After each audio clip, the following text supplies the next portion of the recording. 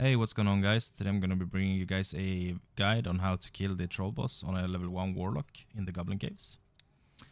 In order to do this, we're going to be picking out Torture Mastery as our first perk.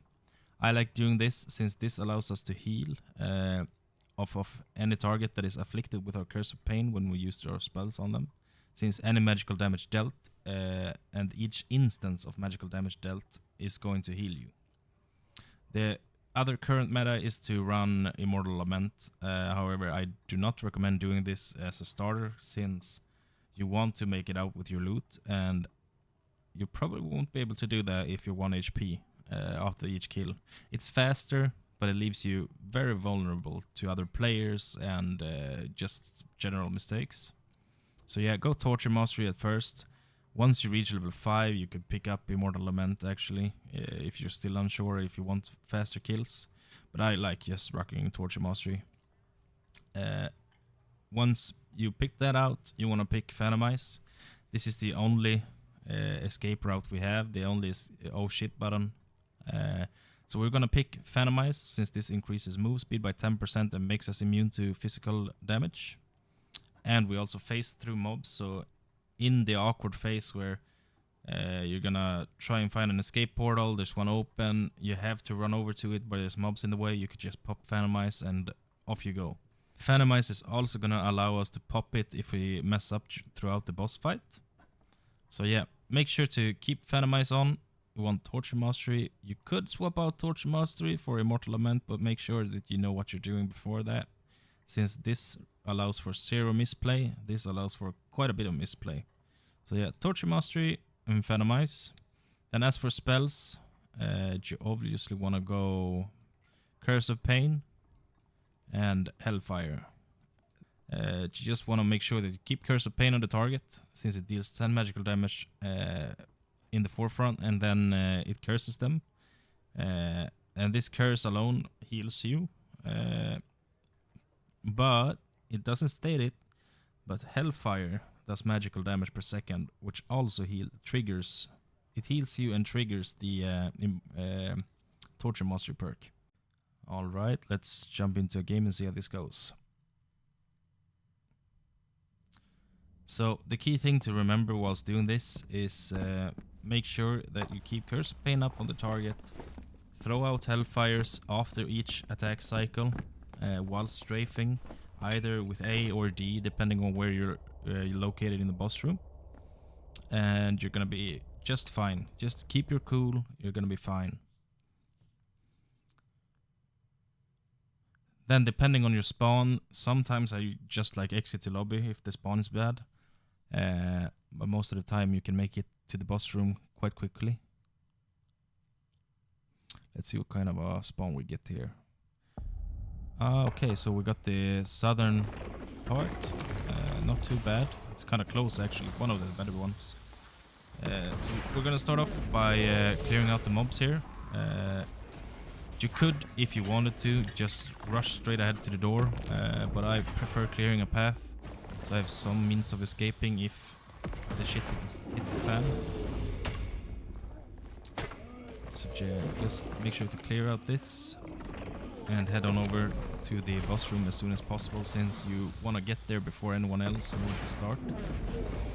I think it's good etiquette to not crash people doing bossing. This guy's tanky as hell. There we go. So yeah, just north here is the boss room, but we're gonna pick up the Shrine of Protection just to avoid any potential damage inside this room, because it's filled with elites and stuff.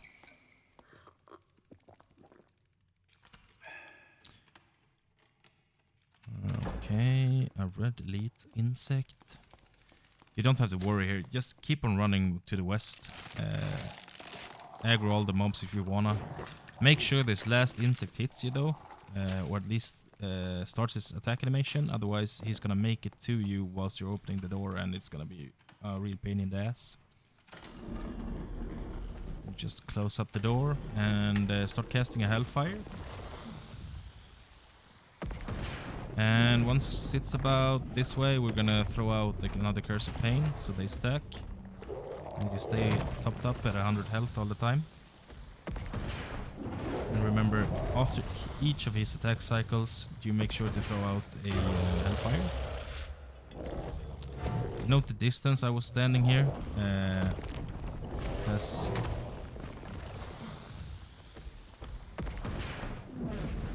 I kind of get caught out here, so I gotta pop Phantomize. But yeah, just make sure he keeps doing his regular attacks. Try to keep him centered in the room as well. I feel like that helps. And each regular attack he does the overhand thing, the over shoulder attack. You want to make sure that you throw out the hellfire. Once he does his roar like this one, you want to hold down S and jump. Or I jump just because I'm used to jumping, but you don't need to. You're gonna dodge it 10 out of 10 times if you stand the correct distance away, like this. Then just keep calm, keep on walking. I think I'm not in the correct distance. Yeah, never mind, I was. So you want to try and note when he roars where I stand. And you don't want to hold down S just until he does his charge animation. That's the only time you want to hold down S. As soon as he swaps from the roar into the charge animation, you want to hold down S, because then you're going to dodge it every single time. Here I felt kind of unsafe, so and I felt like I messed up quite a bit, so I popped another Phantomize. You're probably gonna be fine without Phantomize. To be honest, I'm just quite a bit rusty at this.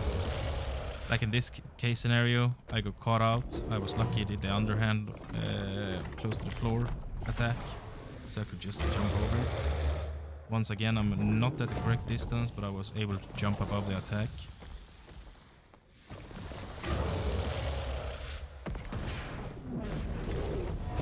And he's dead, and there's a ranger looking at us.